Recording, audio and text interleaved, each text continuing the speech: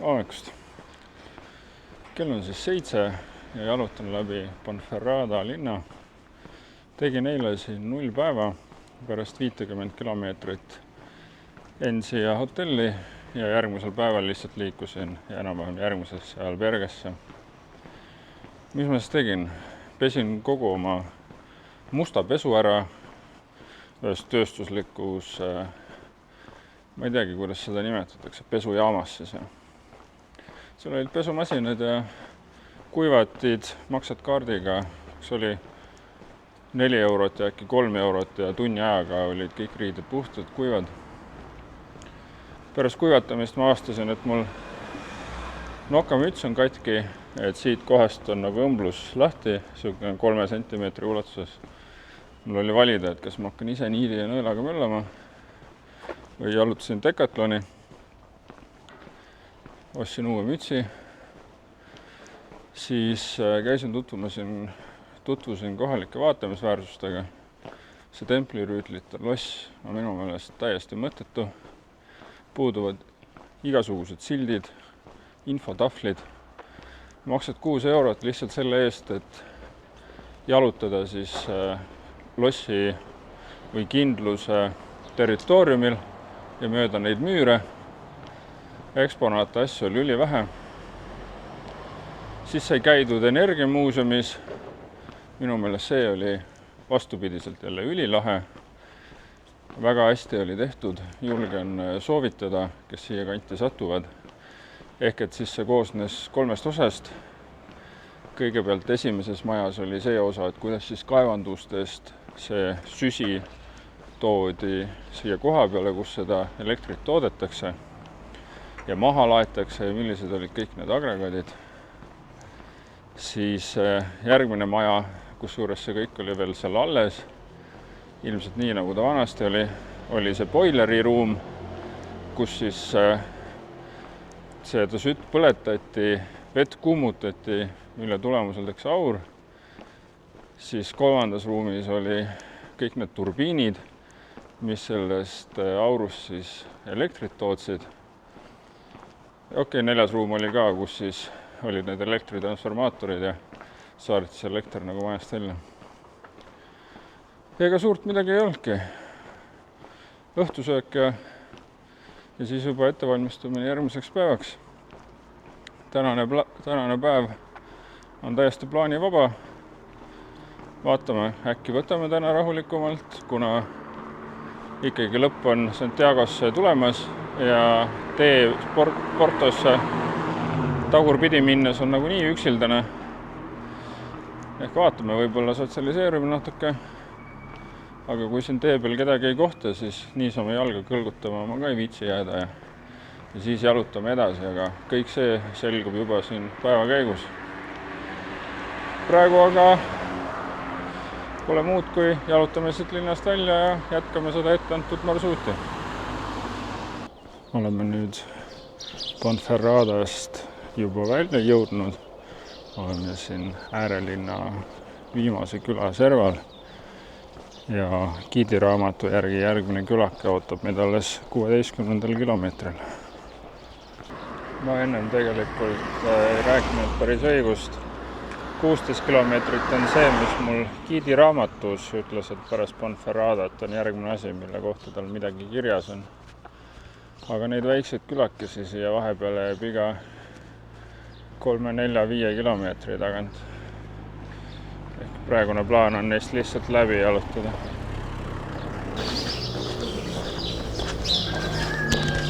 Ülipaljude tornide ja just kirikute ja katedraalide tippudes on kurepesad.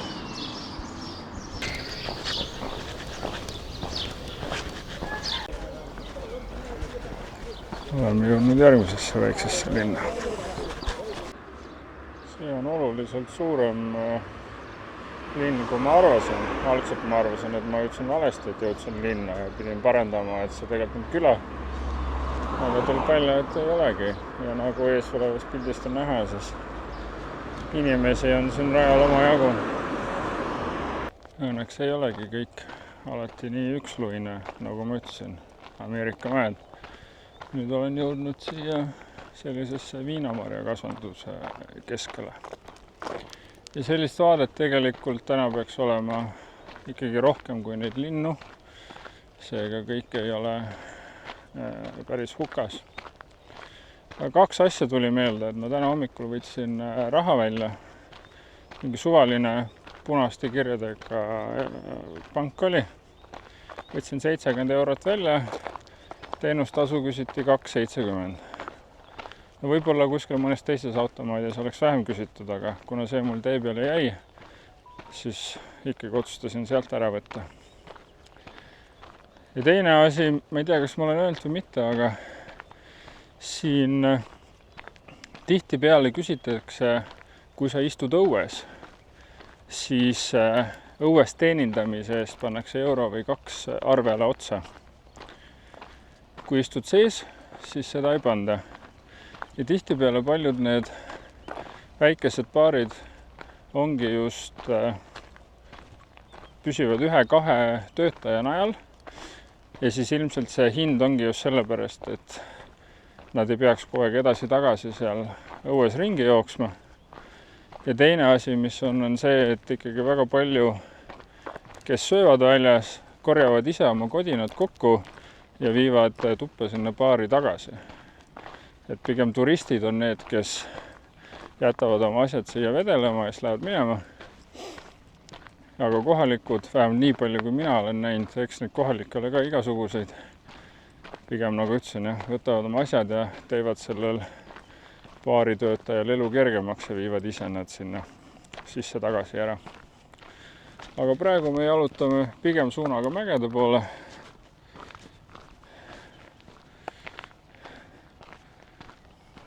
Tee on küll kruusane ja ei ole nii atraktiivne kui eile, aga iga asja üle ka nuriseda ei tasu.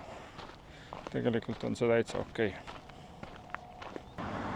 Mäletate minu eilset kiidulaulu seoses sellega, et kõik on parem kui Püreneede mäestikes. Tohutult lahe, kivine üles, kivine alla, nii mõnus. Tundub, et see kõik on siin selline nagu Ameerika mäed üles-alla. Näiteks täna esimesed 2,5 tundi ei ole mitte midagi erilist. Samamoodi üks asfalttee ja linnast linna. Pole siin ei vaadet, pole siin ei pinnast, mille peal kõndida. Lihtsalt üks tuim jalutamine jälle. Küll ei tea, mis kirik see on, aga see on esimene selline kirik, mis tundub, et justkui nagu ta ei sobiks siia. Esiteks ta on kuidagi palju väiksem, ta on teise kujuga. Mine võtta kinni, mis asi ta on.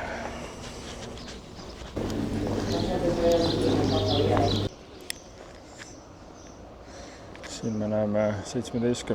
või 18. sajandist pärit viinamarja pressi. Et seal hiljem joonisel, mis ma näitan, on näha, kuidas siin tagumist otsa kuidagi keeratakse. Ja siis siin eespool on raskus. Ja siis kuidagi mingisugusel sellisel põhimõttel ta töötab.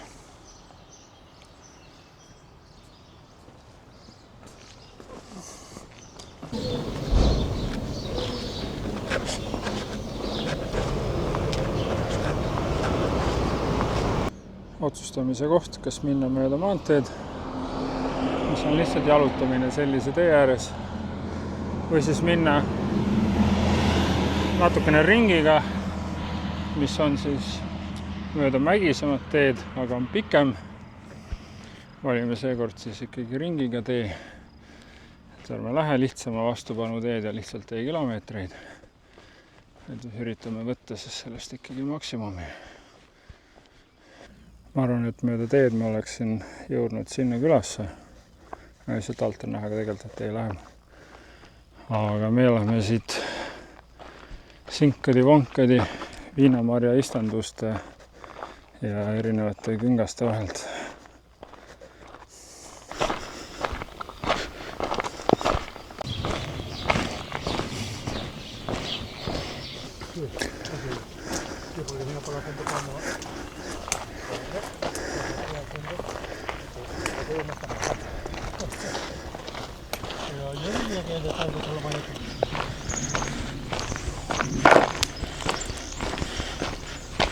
Kakskümmend 4 kilomeetrit on nüüd tehtud. See on see peatuspunkt nüüd, kus Ponferradast paljud jalutavad siia ja on nii-öelda see stage'i lõpp. Kell on 12. No ma ei tea, ma olen suhteliselt kindel, et kui ma siia linna jääks, siis ma ei tea, kas vaataks õhtu otsa YouTube'i või läheks istuks kuskil baaris. 12. lihtsalt jalad seinale visata tundub kuidagi nii võõras. Ehk siis jalutame edasi. Peab tunnistama, et tegelikult vaikselt juba tahaks sinna Santiagosse kohale jõuda. Ja mitte, et mul selle filmimise vastu ka midagi oleks, aga kuidagi on tunne, et see jutt hakkab otsa saama ja niisama ikka jahun. Ja ma tean küll kuskil kommentaarides öeldi, et mis minu jaoks on igav, on teiste jaoks nagu huvitav, aga see ongi nagu see teema, et selle uue ja huvitava asjaga harjub nii kiiresti, mille üle peaks tegelikult natuke mõtisklema, et miks see niimoodi on. Tegelikult peaks oskama palju rohkem nendest väikestest asjadest rõõmu tunda. No võib-olla see ongi see, mida ma siin veel viimase mõne 100 kilomeetriga õppima pean. Aga see tuleb raskelt, palju lihtsam on lihtsalt silmad maha, üks jalg teise ette ja lihtsalt täidad oma seda missiooni või eesmärki. No ma ei tea, mõtiskleme selle üle, jalutame ja mõtleme selle peale.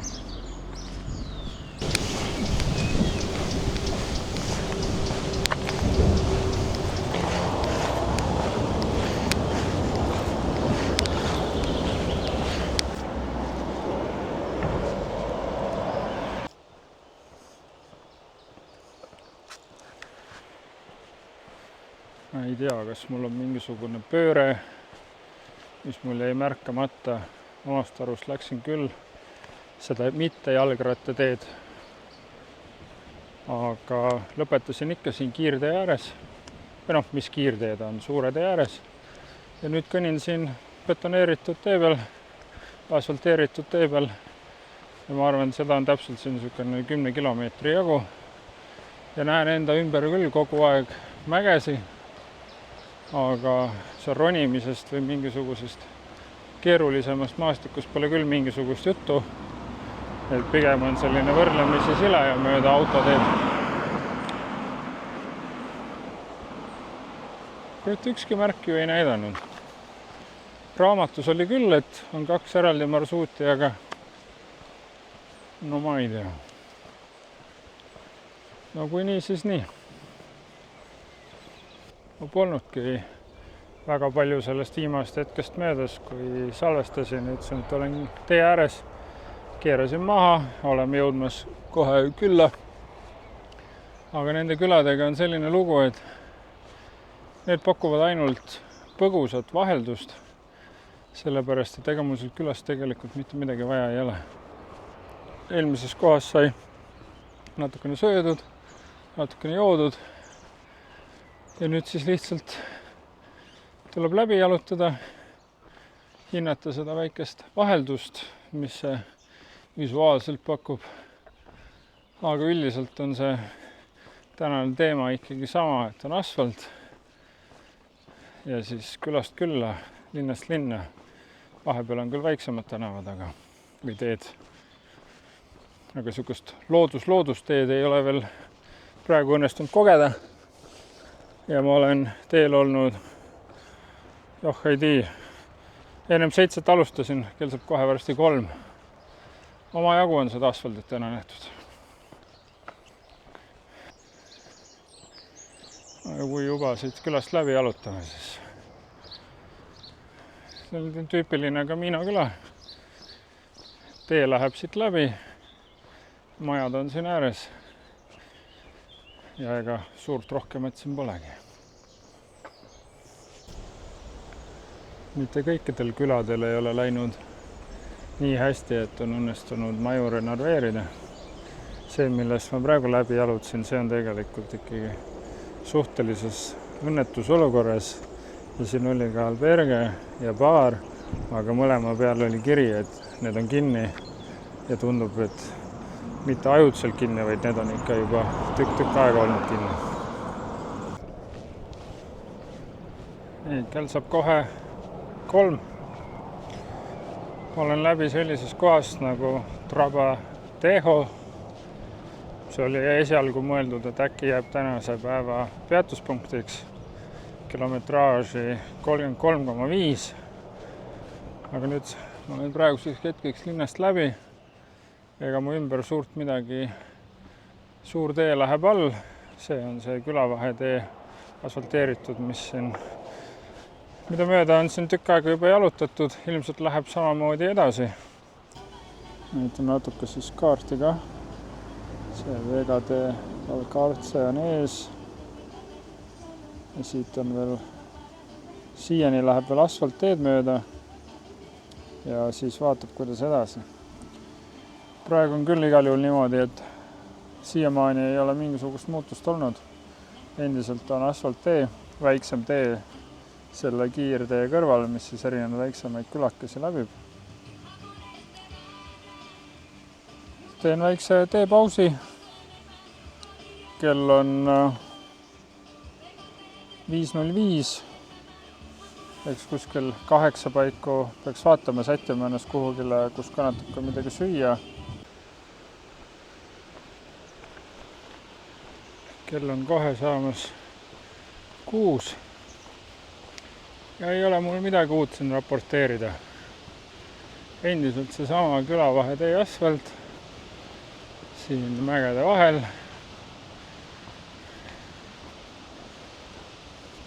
On nagu on. Ma vahepeal pikalt ei filminud. Sellepärast, et lihtsalt polnud mitte midagi filmida. Kogu aeg seesama väiksema maantee ääres vantsimine. Ma ei tea, mitu tundi see oli. Põhimõtteliselt viimased 12 tundi. Sellepärast, et kell on 6:51. Aga nüüd see viimane lõpp on siit ülesmäge. Ehk kui ennem virisesin, et oli sirge asfalt, siis nüüd ikka annab siit üles ronida. Aga okei. Peatun järgmises linnas või külas või alberges, mis iganes tee peal ette jääb. Teen oma tavalised protseduurid ära. Ja eks siis näeme juba homses videos. Ja loodetavasti seal on see maastik selline, et on ka midagi näidata. Tšau!